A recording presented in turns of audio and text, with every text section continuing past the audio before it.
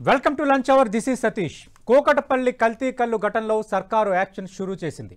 ఘటనకు కారణమైన 3 కల్లు కాంపౌండ్లను సీజ్ చేసింది. ఈ ఘటనపై కేసు నమోదు చేశారు పోలీసులు. అయితే కల్లు కాంపౌండ్ నిర్వాహకులు పరారీలో ఉన్నారు. దీంతో వారి కోసం పోలీసులు గాలిస్తున్నారు. ఈ ఘటనలో మృతుల సంఖ్య 3కు చేరింది. 3 రోజుల్లో 3 చనిపోయారు. మృతులను సీతారాం, చాకలి బొజ్జయ్య, నారాయణంగా గుర్తించారు. మరో 2 పరిస్థితి విషమంగా ఉంది. 19 మంది బాధితులకు చికిత్స కొనసాగుతోంది. మంత్రి జూపల్లి కృష్ణారావు నిమ్స్ ఆసుపత్రిలో చికిత్స పొందుతున్న బాధితులను పరామర్శించారు. వారి ఆరోగ్య పరిస్థితిపై వైద్యులను అడిగి తెలుసుకున్నారు. బాధితులకు మెరుగైన వైద్యం అందించాలని ఆదేశించారు.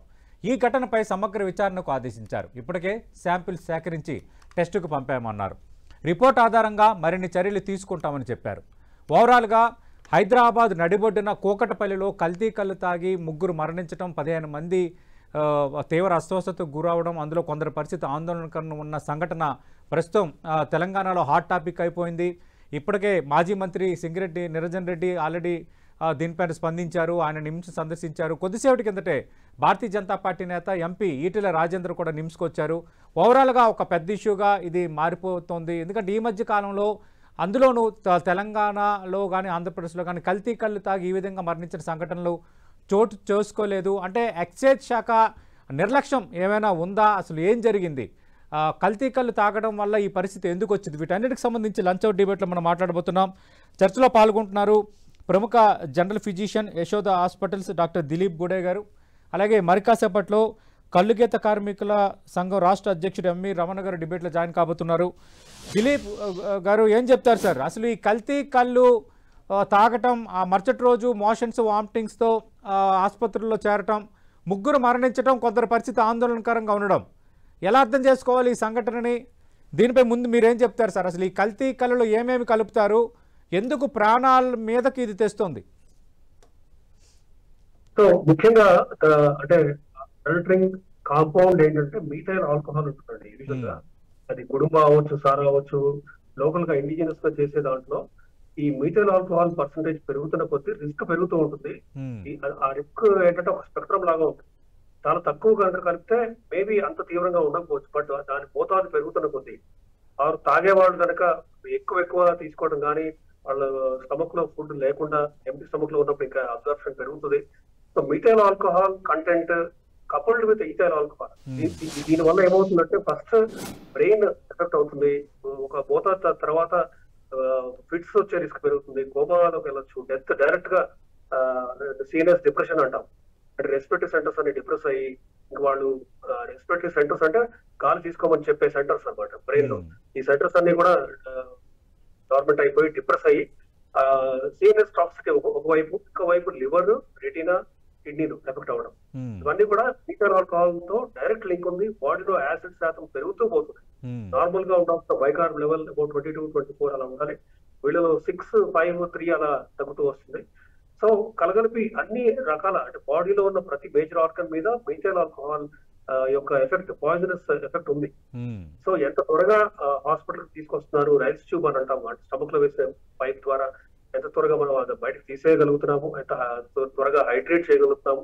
సో అది కూడా మ్యాటర్ అవుతుంది. ఎంత అబ్జర్వ్ అయ్యింది, మనం ఎంత స్టమక్ లో నుంచి ఫర్దర్ అబ్జర్ప్షన్ తగ్గించగలం, ఎంత ఫాస్ట్ గా హెల్ప్ అంటే మెడికల్ హెల్ప్ రీచ్ అయింది అనేది కూడా మ్యాటర్ అవుతుంది. లైఫ్ అండ్ డెత్ రిలేషన్ అనమాట.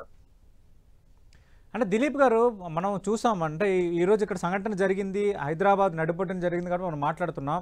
చాలా సందర్భాల్లో ఈ కల్తీ కల్లు తాగి మృత్యువాత పడుతున్న సంఘటనలు అప్పుడప్పుడు మిగతా రాష్ట్రాల్లో కూడా జరుగుతున్నాయి. అంటే మామూలుగా కళ్ళులో ఏమేమి కలుపుతారు? అంటే ఏమేమి కలపటం వల్ల కళ్ళు కల్తీ అవుతున్నాయి? సో మెయిన్లీ అదే అండి, మీథైల్ ఆల్కహాల్ తో పాటు ఇప్పుడు ఈథైల్ ఆల్కహాల్ ఇప్పుడు మామూలుగా ఉండే మోతాదు if you see whisky, vodka, gin వీటన్నిటిలో కూడా 42-46% ఆల్కహాల్ ఉంటుంది.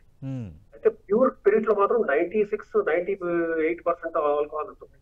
సో ఒక మోతాదు పెరుగుతున్న కొద్దీ ఈ పర్సంటేజ్, పైగా ఎలా తయారు చేస్తున్నారు, అలా తయారు చేయడం వల్ల బై ప్రోడక్ట్స్ ఏంటి, బై ప్రోడక్ట్ కనుక మీథైల్ ఆల్కహాల్ అయితే ఖచ్చితంగా బ్లైండ్నెస్ వస్తుంది, ఇర్రివర్సిబుల్ గా, అంటే వాళ్ళకి చూపు పోతుంది బేసిక్ గా. సో ఇట్లా రకరకాల కాంపౌండ్స్ బయటకి సైడ్ ఎఫెక్ట్ లాగా బయటకి రావచ్చు. అండ్ ఎలా తయారు చేస్తున్నారు, ఇంటికి ఒక లోకల్ గా ఎరాక్ కుటుంబాలు ప్రిపేర్ చేసేటప్పుడు ఈ కాంపౌండ్స్ వీటి పర్సంటేజ్ బాగా పెరుగుతూ పోతుంది. 70%, 80% ఉన్నప్పుడు ఖచ్చితంగా వాటి ఎఫెక్ట్ డైరెక్ట్ గా ఈ సిఎన్ఎస్ అంటే నర్వస్ సిస్టమ్ మీద, బ్రెయిన్ మీద డైరెక్ట్ గా ఉంటుంది. లివర్ మీద కూడా పల్మనరీ హెపాటిక్ ఫెయిల్యూర్ అని కూడా మనం చూస్తూ ఉంటాం. అక్యూట్ కిడ్నీ ఇంజరీ చూస్తాము, కిడ్నీలు షట్ డౌన్ అవుతాయి, ఇంకా ఇలాంటి ప్రాబ్లమ్స్ ఉంటాయండి. అంటే ప్రధానంగా మనం వింటుంటాం కదా సార్, అంటే రబ్బరు ముక్కలతో పాటు ఇంక చాలా వాటిని కలుపుతారు, అంటే ఎక్కువ మత్తు కలగటానికి కొన్ని పదార్థాలు కలుపుతారని. అంటే ఎలాంటి పదార్థాలు కలుపుతారు సార్? సో అది it is hard to quantify అండి. అంటే ఇప్పుడు సరిగ్గా చెప్పాలంటే షుగర్ కేన్ నుంచి కూడా ఆల్కహాల్ తయారు చేయొచ్చు. అవును, షుగర్ కేన్ కానీ ఇట్లా అంటే దిస్ నో లిమిట్. ఇప్పుడు వోడ్కా అనేది ఉంది, దాన్ని రైస్ తో కూడా తయారు చేస్తారు. ఇప్పుడు రష్యా కానీ వీటన్నిటి జపాన్ లాంటి ప్లేస్ లో కానీ. సో ఓన్లీ థింగ్ ఏంటంటే ఇప్పుడు మీరు చెప్పింది రబ్బర్ ముక్కలతో ఏంటంటే పాలీఇథిలీన్ గ్లైకాల్ పిఈజీ అంటాం, అది కూడా ఒక కాంపౌండ్ యాడ్ అవుతుంది. అదొక పాయిజనస్ సబ్స్టెన్స్ మిథైల్ ఆల్కహాల్ తో పాటు. సో ఇట్లా ఒక్కొక్క ప్లేస్ లో ఒక్కొక్క రకమైన అడల్టరెంట్ ఉంటుంది. అది చీప్, ఒకటి మెయిన్ కాస్ట్ లో అవటం, దాన్ని ఈజీగా చేయగలగటము, దెన్ ఉన్న ఆల్కహాల్ కి ఇవి యాడ్ చేయటం కాంపౌండ్ లో, వీటి మోతాదు పెరుగుతున్న కొద్దీ అఫ్ కోర్స్ వాటి ఎఫెక్ట్ ఈ బాడీ మేజర్ ఆర్గన్స్ మీద రివర్సిబుల్ ఎఫెక్ట్ చూస్తూ ఉంటాం. అంటే దిలీప్ గారు, ఈ కల్తీ కళ్ళు తాగితే మెయిన్ ఏంటి సార్? అంటే లివర్ ఎక్కువగా ఎఫెక్ట్ అవుతుందా? ఏం జరుగుతుంది బాడీలో? అంటే ఇక్కడ మరణించినంత వరకు వచ్చింది, నిన్న ఒకరు మరణిస్తే ఇప్పటికి 3 మరణించారు. కొందరు పరిస్థితి ఆందోళనకరంగా ఉంది, నిమ్స్లో చికిత్స పొందుతున్నారు. సో మెయిన్లీ బ్రెయిన్ అంటే డెత్ వరకు వచ్చిందంటే ఖచ్చితంగా ఇది చాలా ఫాస్ట్ గా అబ్జర్వ్ అయ్యి మెదడు మీద యాక్షన్ స్టార్ట్ అయింది అని అర్థం. ఇప్పుడు డెత్ వరకు వచ్చిందంటే ఎందుకంటే కోమా ముందు ఫిట్స్ రావటం, దెన్ కోమా. ఫిట్స్ అంటే ఇప్పుడు అందరికీ ఇట్లా ఇట్లా షేక్ చేసే వచ్చే ఫిట్సే కాదు, నాన్ కన్వల్సివ్ స్టేటస్ అంటాం. అంటే ఒకవైపు బ్రెయిన్ లో ఫిట్స్ వస్తూ ఉంటాయి, కానీ మనకి అది ఫిజికల్ గా కనపడకపోవచ్చు. సో అలాంటివి దెన్ కోమా, దెన్ డెత్. ఇది ఏంటంటే స్టేజెస్ ఆఫ్ సివియరిటీ. అయితే బ్రెయిన్ మీద ఈ ఎఫెక్ట్ తో పాటు లివర్ లో కూడా చూస్తున్నాం పల్మనరీ హెపాటిక్ ఫెయిల్యూర్ అని. అంటే తాగిన తర్వాత లివర్ మీద జరిగిన వాపు అవ్వచ్చు, లివర్ డ్యామేజ్ కానీ, మీరు తర్వాత ఏమి ఇచ్చినా కూడా అంటే మిథైల్ ఆల్కహాల్ లెవెల్ తగ్గించినా కూడా నార్మల్ అవ్వదు. అంటే ఇర్రివర్సిబుల్ లివర్ డ్యామేజ్. ఇంకోవైపు కిడ్నీ కూడా, కిడ్నీలు షట్ డౌన్ అవుతాయి, అంటే యూరిన్ అసలు ప్రొడక్షనే ఉండదు. సో బాడీ లోపల చెడు టాక్సిన్స్ అన్ని పేరుకుపోతూ ఉంటాయి, యూరిమిక్ టాక్సిన్స్ అంటాం. సో ఇట్లా అన్ని మేజర్ ఆర్గన్స్, ఒకటి బ్రెయిన్, ఇంకోటి లివర్, దెన్ ఇన్ఫాక్ట్ హార్ట్ మీద కూడా, హార్ట్ లో రిథమ్ డిస్టర్బెన్సెస్ రావచ్చు, దెన్ డైలేటెడ్ కార్డియోమయోపతి అంటాం, హార్ట్ ఫెయిల్యూర్ రావచ్చు. కిడ్నీ మీద ఎఫెక్ట్ అయితే మేము ఆల్మోస్ట్ చాలా ఫ్రీక్వెంట్ గా కూడా చూస్తుంటాం. ఓకే సార్, అంటే మిగతా వాళ్ళు పరిస్థితి ఎలా ఉండొచ్చు సార్? అంటే ఆల్రెడీ 3 మరణించారు, కొందరు చికిత్స పొందుతున్నారు. అంటే ప్రధానంగా కళ్ళు ఎవరైతే తాగారో మరుసటి రోజు వాళ్ళు వామిటింగ్ అలాగే మోషన్స్తో బాధపడ్డారు అన్నది ఇప్పుడు మన దగ్గర ఉన్న వివరాలు. తర్వాత ఆసుపత్రిలో చేర్చారు. ఇప్పుడు మనకి కో అడల్టరెంట్స్, కో పాయిజనస్ సబ్స్టెన్సెస్, ఇప్పుడు ఆ కళ్ళు మాత్రమే తీసుకున్నారా, దాంతో పాటు ఇంకేమన్నా తీసుకున్నారా, అండ్ ఆ తీసుకునే టైంలో వాళ్ళ స్టమక్ ఎంటీగా ఉందా, ఏమైనా తిని తీసుకున్నారా, అట్లా చాలా ఫ్యాక్టర్స్ మ్యాటర్ అవుతాయి. అంటే తీసుకున్న వాళ్ళ ఏజ్ గ్రూప్ ఏంటి, వాళ్ళకి sugar, BP, heart disease, kidney disease ముందు నుంచి ఏమైనా ఉన్నాయా, ఉంటే వాళ్ళకి సర్వైవల్ ఛాన్సెస్ చాలా తక్కువ బేసిక్ గా. లేదు ఒక హెల్దీ 25 to 30 year old అంటే ఏమైనా తిని తాగాడు, కొంచెం అమౌంట్ తక్కువే అనుకోండి, అప్పుడు వీళ్ళకి సర్వైవల్ ఛాన్సెస్ ఎక్కువ ఏజ్ ని బట్టి. ఎందుకంటే లివర్ కి detoxifying capacity younger patient population కి బెటర్ గా ఉంటుంది. ఓల్డ్ అవుతున్న కొద్ది లివర్ డీటాక్సిఫైయింగ్ కెపాసిటీ తగ్గుతుంది. సో ఇట్లా రకరకాల ఫ్యాక్టర్స్ ఉంటాయి. అండ్ ఇప్పుడున్న సిచ్యువేషన్ కూడా మనం చూడొచ్చు. అంటే ఇప్పుడు వాళ్ళు కనుక కొమెటోస్ గా ఉన్నారా, వెంటిలేటర్ మీద ఉన్నారా, ఎంత సీరియస్ గా ఉన్నారు, అంటే సపోజ్ కోమాలో ఉన్నారు, రెస్పాన్స్ లేదు అంటే ఇంకా మరి బయటకు వచ్చే ఛాన్స్ చాలా చాలా తక్కువ. లేదు ఫిక్స్ లాగా వస్తున్నాయి, నాన్ కన్వర్సివ్ స్టేటస్ ఉంది, ఈఈజీ తీస్తాం మనం.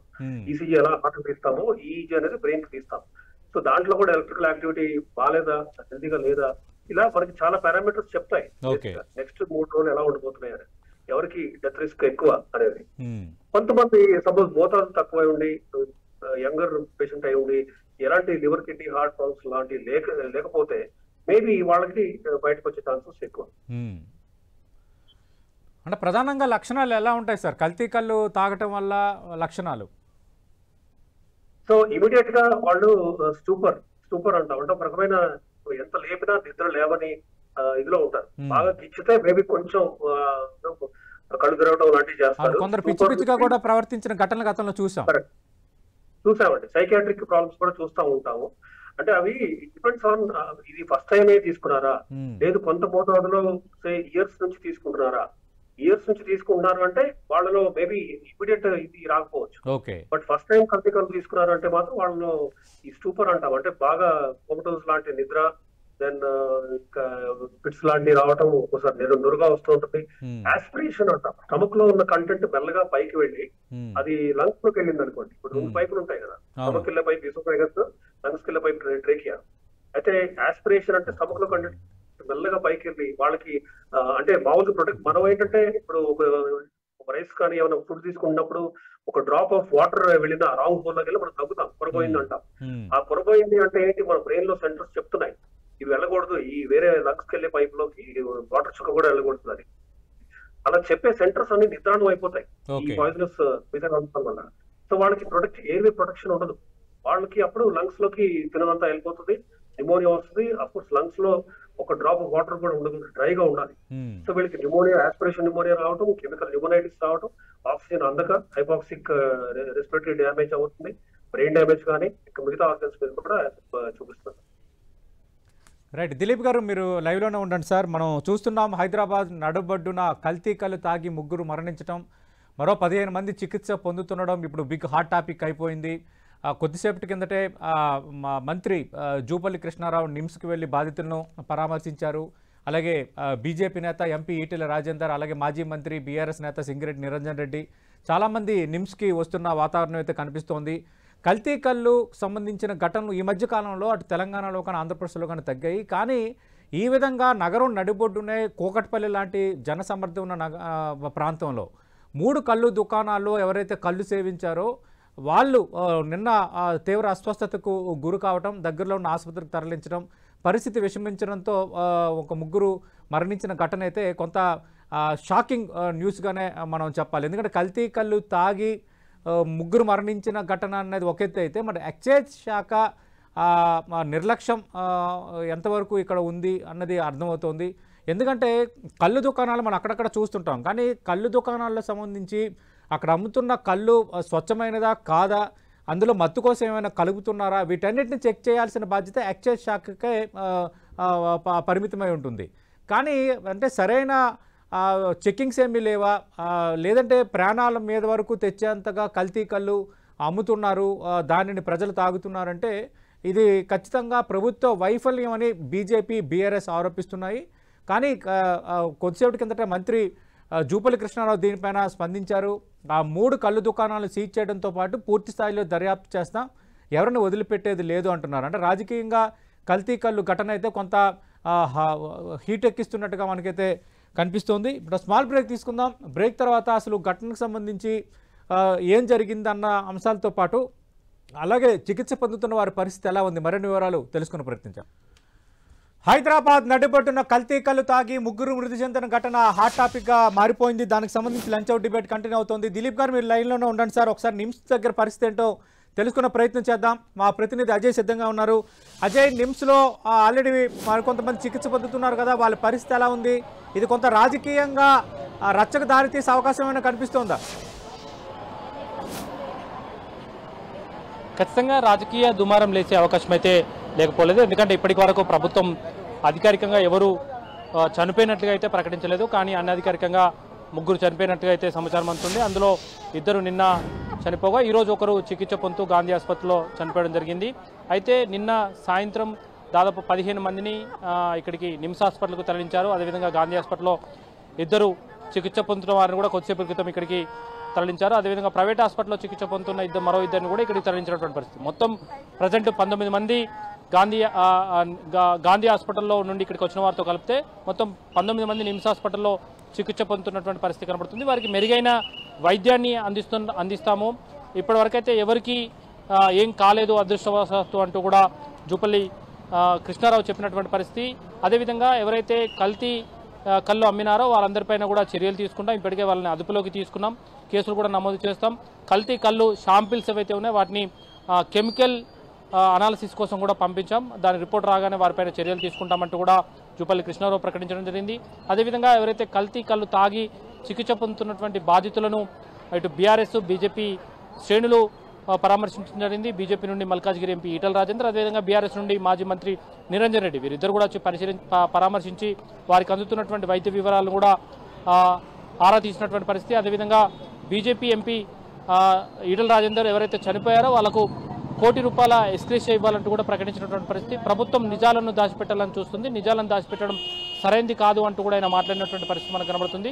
అదేవిధంగా ఎవరైతే బాధితులు ఉన్నారో బాధితుల పక్షాన ప్రభుత్వం నిలబడాలి, వారికి ఇంకా ఈ 19 మందే కాకుండా ఇంకా ఎక్కువ మంది కూడా బాధితులు అయ్యే అవకాశం ఉంటుంది. ఎందుకంటే మొత్తం 3 డిపోలలో ఈ కల్తీ కళ్ళును విక్రయించినట్టుగా సమాచారం అందుతుంది. అందులో చాలా ఎక్కువ మంది తాగే అవకాశం ఉన్న నేపథ్యంలో వాళ్ళందరి వివరాలను కూడా ఆరా తీసి వారికి కూడా సరైన చికిత్స అందించాలంటూ కూడా ఆయన డిమాండ్ చేసినటువంటి పరిస్థితి మనం చూడవచ్చు. అయితే ఇటు మరొక వైపు నిమ్స్లో చికిత్స పొందుతున్నటువంటి వారిలో చూసుకున్నట్లయితే ఒకరి పరిస్థితి విషమంగా ఉన్నట్టుగా అయితే పరిస్థితి కనబడుతుంది. అందులో 3 ఏఐసీయూలో పెట్టి చికిత్స పొందుతుగా ఒకరు వెంటిలేటర్ పైన ఉన్నారు, ఒకరి కిడ్నీలు కూడా డ్యామేజ్ అయినట్టుగా సమాచారం అందుతుంది. అయితే ఆయన క్రిటికల్ పరిస్థితిలో ఉన్నట్టుగా అయితే అధికారులు అయితే చెప్తున్నటువంటి పరిస్థితి మనకు కనబడుతుంది. నిమ్స్లో బాధితులు మొత్తం 19 మంది చికిత్స పొందుతున్నారు. కొంతమందిని డిశ్చార్జ్ చేసే అవకాశం ఉందంటూ కూడా కొద్దిసేపటి క్రితమే ఎక్సైజ్ శాఖ మంత్రి జూపల్లి కృష్ణారావు కూడా ప్రకటించినటువంటి పరిస్థితి కనబడుతుంది. నిమ్స్ వద్ద కూడా పెద్ద ఎత్తున బాధితులకు సంబంధించినటువంటి బంధువులు ఇక్కడికి చేరుకున్నటువంటి పరిస్థితి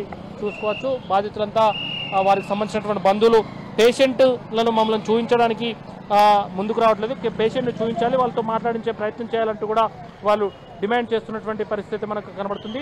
మొత్తంగా ఇటు రాజకీయంగా కూడా ఇది పెద్ద దుమారం రేగే అవకాశం అయితే లేకపోలేదు. ఎందుకంటే కల్తీ కళ్ళు అమ్మకాల పట్ల ప్రభుత్వం ఉదాసీనంగా వ్యవహరిస్తుంది, దానిపైన కఠినంగా వ్యవహరించాలంటూ కూడా ఇప్పటికే బీఆర్ఎస్ బీజేపీ శ్రేణులు డిమాండ్ చేసినటువంటి నేపథ్యంలో ఒకవేళ కల్తీ కళ్ళు తాగి చనిపోయిన బాధితుల సంఖ్య పెరిగే ఉంటే ఖచ్చితంగా ఇది పొలిటికల్గా కూడా రచ్చకు దారి తీసే అవకాశం అయితే లేకపోలేదు. మరి కాసేపట్లో ఎమ్మెల్సీ కవిత కూడా ఇక్కడికి వచ్చి బాధితులను పరామర్శిస్తుందంటూ కూడా ఒక సమాచారం అయితే అందుతున్నటువంటి పరిస్థితి కనబడుతుంది. మొత్తంగా చూసుకున్నట్లయితే నిమ్స్ వద్ద ఒక గంభీరమైనటువంటి పరిస్థితి నెలకొని ఉంది. ఎప్పుడు ఎవరికి ఏమవుతుంది, ఎలాంటి వార్త వినాల్సి వస్తుందన్న ఆందోళన కూడా బంధువులు ఉన్నటువంటి పరిస్థితి కనబడుతుంది. ఎందుకంటే ఒక వ్యక్తి వెంటిలేటర్ పైన చికిత్స పొందుతున్నాడు, మరొక వ్యక్తికి కిడ్నీలు ఖరాబ్ అయి డయాలసిస్ చేస్తున్నటువంటి నేపథ్యంలో ఆయన పరిస్థితి విషమంగా ఉందని సమాచారం వస్తుండడంతో ఎప్పుడు ఎలాంటి వార్త వినాల్సి వస్తుందన్న భయాందోళన కూడా వారి బంధువులు ఉన్నటువంటి పరిస్థితి కనబడుతుంది.